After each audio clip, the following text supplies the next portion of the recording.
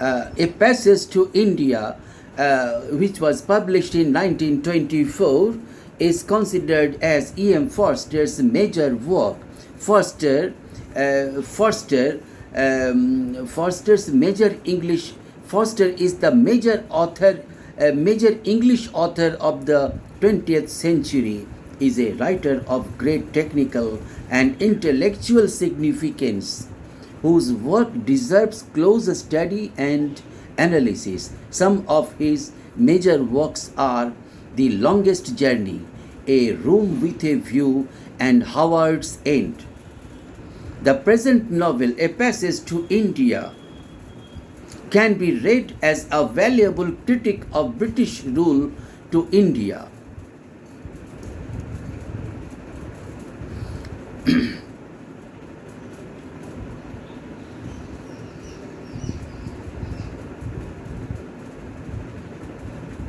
The book is divided into three sections: mosque, caves, and temple. The titles themselves suggest meaning which is to be found behind a story, people, and even setting. As at the surface level, the novel relates the story of two British ladies, Mrs. Moore and Miss Adela Quested, who want to see the real India. The bridge party at Collector Turton's house is not success. This shows that there can be a bridge or communication between the British and Indians.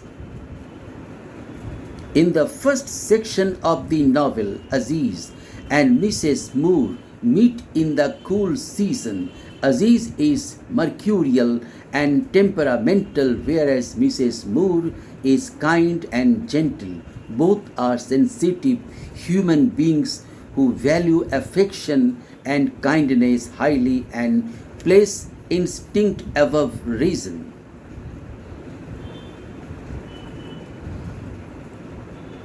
Kindness above convention. They try to form a lasting friendship where secret understanding of the heart is predominant.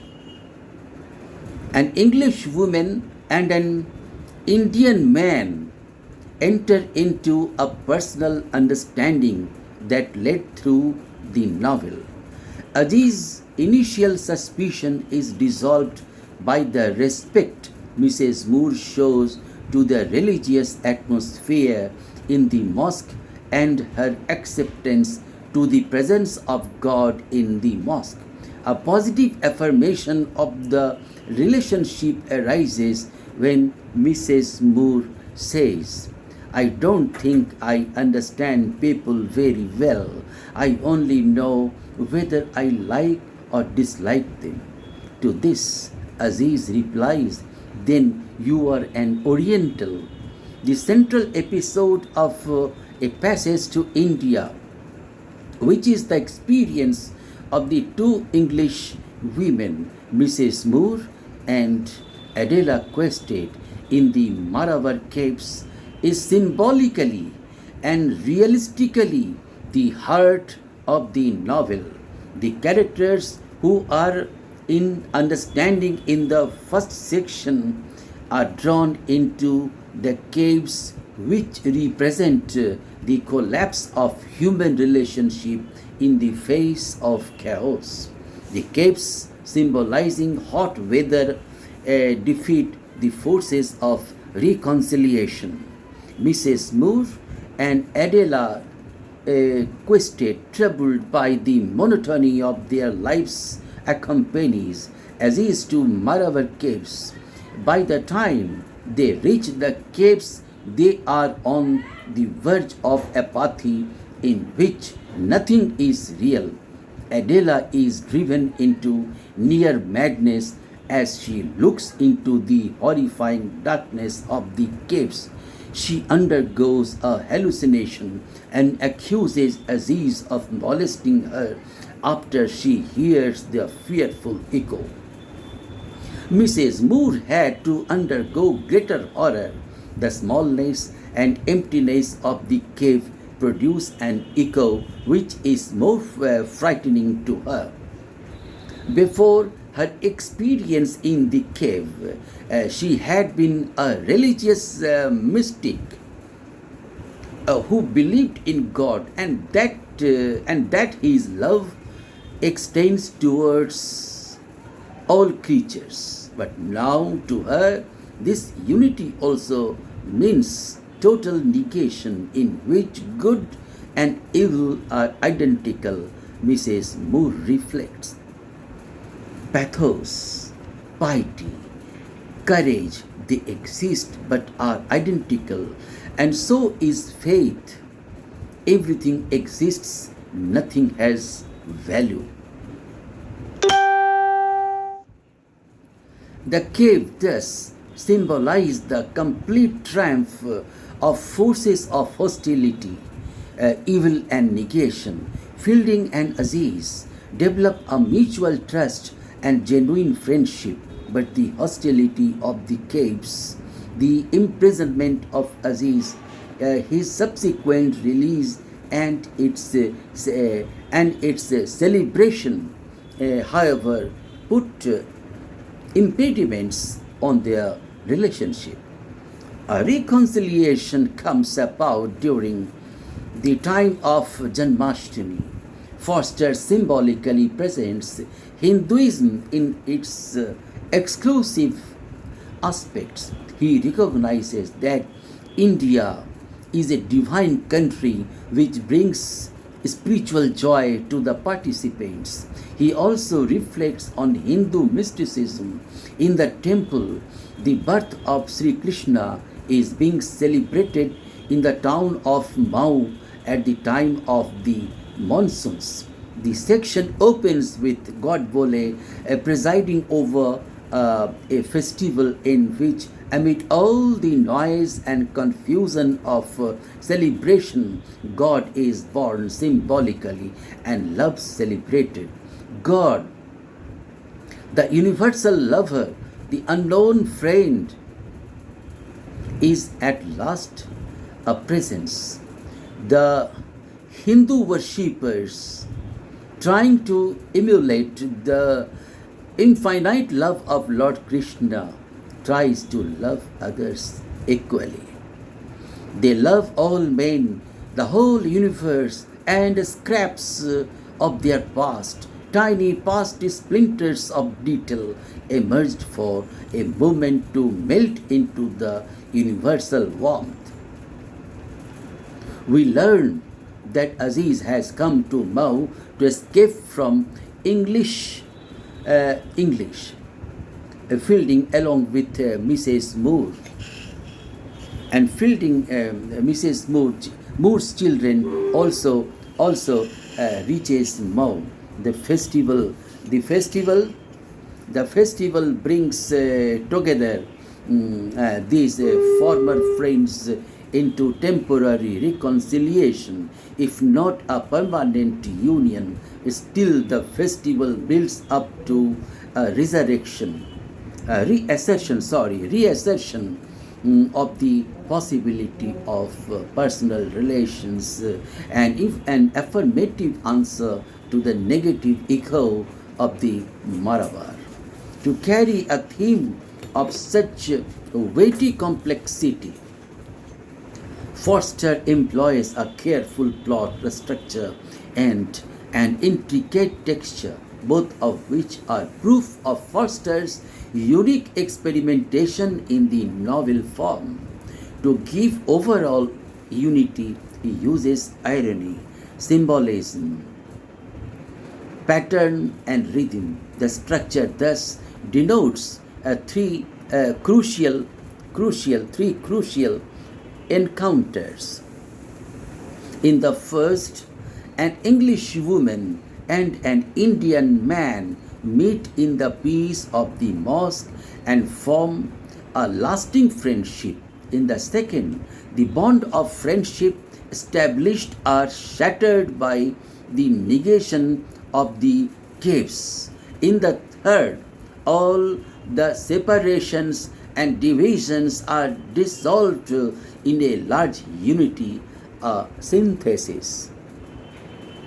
This pattern of thesis, antithesis, and synthesis gives what may be called an architectural unity to the book.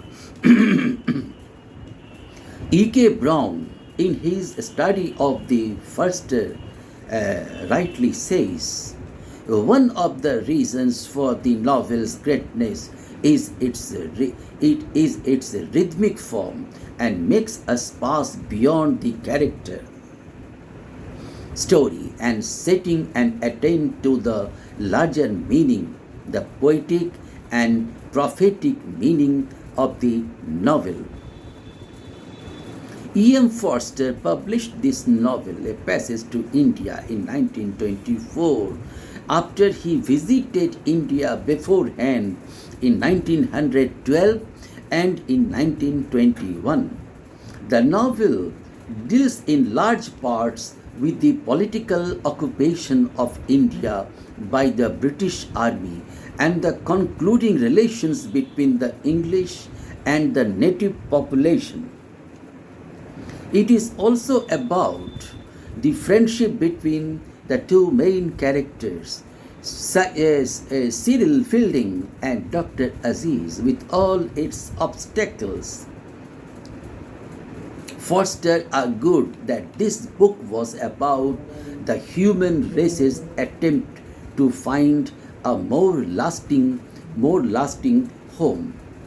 That it was at its core about religion, metaphysics, and the universe. The novel has a certain structure as well as many motifs and themes that draw attention to this position. A Passage to India wants to describe the differences between the Eastern and Western culture and how they might find together. In this class paper, I will discuss the relevant parts of the structure of this novel, which help Forster to create the gap between the cultures and the struggles of them getting together. This structural means, sorry for the interruption.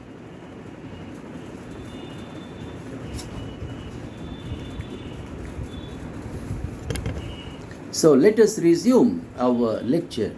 Actually, it was disconnected due to internet failure. So come back. The novel, A Passage to India, has a certain structure as well as many motifs and themes that draw attention to this position. A Passage to India wants to describe the differences between the Eastern and Western culture and how they might find together. In this lecture, I will discuss the relevant parts of the structure of this novel, which help Forster to create the gap between the cultures and the struggle of them getting together. These structural means are the use of a tripartite structure, specific locations and motives in the novel. The novel's setting is the fictive city of Chandrapur. Now it is Bankipur, that is called in Patna, Old Patna city. Old Patna. Bankipur, it is used here as Chandrapur, a small Indian city on the Ganges and near the Maravar Caves. Chandrapur is based on Bankipur, one of the cities which Forster visited in India. The city of Chandrapur is predominantly Muslim, and its a unique attraction is the Maravar Caves, which is a short train ride away from the city. The caves The caves of the novel are based on the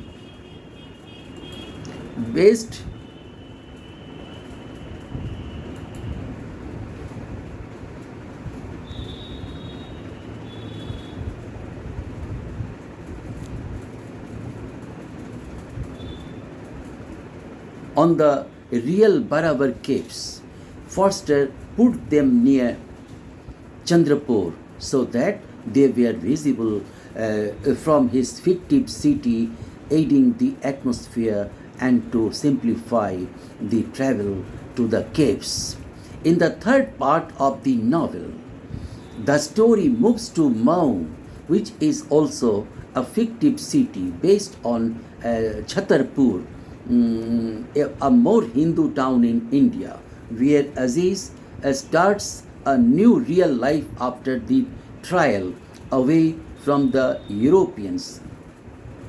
There he makes a new beginning away from the evil atmosphere at Chandrapur and the caves. The location of a passage to India is very important because the different sceneries are crucial to the plot. The club, for example, is the setting up for the typical English culture and its characters in the first part showing their condescending attitude towards the natives. The caves are important because here the echo implants itself in the mind of Adela and Mrs. Moore, influencing the lives of all characters. So each location drives the plot onwards. So, as I have earlier said, that the novel has three parts. In the first part, we have mosque. So, what is the significance of mosque in India according to E.M. Forster? A passage to India consists of three parts. Each part centers on a particular setting or location. Mosque, the first part, takes place in Chandrapur, which is at the time of the novel occupied by both the British and the native Indians. During this part, the central problem is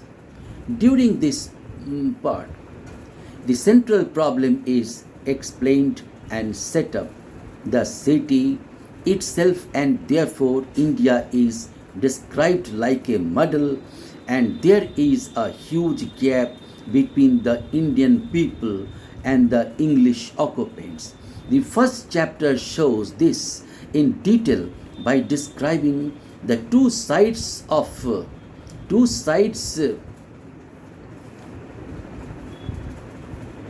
the divided city in the Indian part. The streets are mean, the temples ineffective, and though a few fine houses exist, they are hidden away in gardens or down alleys whose filth deters all but the invited guest. On the other hand, the English part of Chandrapur appears to be totally different place. It is a city of gardens. It is a tropical pleasure. Washed by noble river. This already shows the gap between the two cultures. It is emphasized by the attitude of the English people towards the Indians. Natives are not allowed in the club. The Indians meet only themselves and vice versa. Attempts of getting together usually fail, as Forster shows with the bridge party. The British hardly communicate with the natives and bridges are not built. There are only few attempts of getting together. The only ones who want to cross this border are the protagonists Aziz, Fielding, Mrs. Moore and Adela. With them, East and West meet in a friendly way.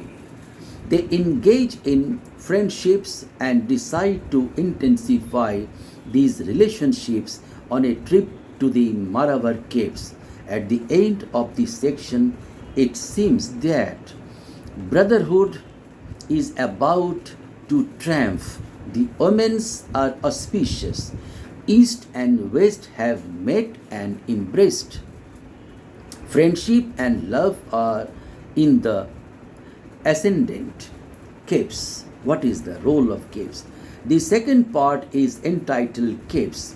It centers on the Maravar Caves, the site of Adela's dramatic experience and the trial against Aziz.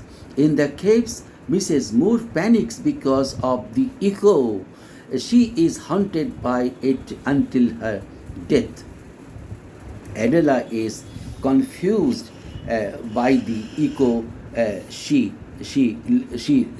loses her sense of reality and imagines that Aziz results her. He is then accused of raping her. This ruins his life in Chandrapur and his future, leading him to move away. The accusations destroy the friendly relationships that we are beginning to build up before. This chapter shows that hostility, evil, and negation triumph. There is frustration and alienation between the cultures.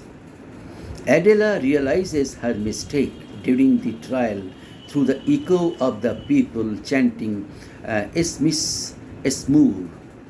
The spirit of Mrs. Moore therefore averts the ultimate disaster by raising Adela in the end. Still, nothing good is left at the end of the second chapter. Mrs. Moore is dead. Adela is hated and rejected by all, and Fielding is also cast out by the English community and misunderstood by the Indians. Aziz leaves Chandrapur and moves to Mount. The spirit and the echo of the caves brought misery to all, especially to the relationship between the cultures.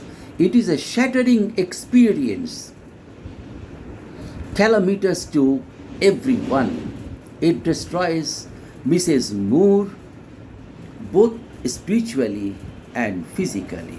It drives Adela to the brink of madness. It threatens ruin to Aziz and actually alters his entire future. It imperils all relations between English and Indians, and it destroys all constructive relationships between individuals. Now, the third part of the novel, The Temple. The third part is set among the Hindu people in Maun during a religious festival 2 years after the other parts, emphasizing again the contrast between the cultures. The temple is the symbol of Hindu religion. It stands for reconciliation, regeneration, and hope. The celebration of the birth of Sri Krishna in the first chapter of the part stands for the belief that all sorrow is annihilated and that infinite love prevails. This attitude reflects through the whole third section of the novel. During this part, friendship is again established between the two individuals, Fielding and Aziz. When everything between them is explained, Aziz finally forgives Adela and realizes his mistakes of the last 2 years. He also befriends Mrs. Moore's children, who bring a spirit of love and friendship to both cultures, almost like their mother did. The new relationships cancel the bad effects of the Maravar caves, but real friendship between the two cultures. Between the two cultures cannot be established. There is only reconciliation. Reconciliation, not real union. That is not possible on earth. Whatever may be the truth about the universe, of which earth is only an atom. The 100 voices of India say, no, not yet. And the sky says, no, not here. This is Foster's final view. The two cultures are not yet ready for the real friendship. A passage to India falls naturally into three parts. The first is dominated by the educated Muslim gentleman, which Aziz as the most prominent. It reveals the division of Chandrapur into two factions, the English and the Indians. It shows how each feels toward the other with a kind of uneasiness apparent in the differences between them. It is the period before the hot weather and on the surface benign. The cave section plunges the groups into the hot weather. The cave incident that involves Aziz and Adela in a trial reveals the hatred that has lain before the surface in both groups. Evil and ugliness prevail, and violence erupts briefly and then subsides, subservient to the oppressive heat. Verily, in this section, Foster begins to sound the temple bells, and the voice of Hinduism becomes more and more prevalent. The trial scatters the main participants in many directions. Mrs. Moore dies en route to England. Adela returns to England after her broken engagement. Fielding is promoted to a new position that involves travel, and Aziz and Godbole retire to the Hindu state of Mao, which is the setting for the final section of the novel. The temple section regroups three of the main characters and, as the title suggests, brings Hinduism into the spotlight.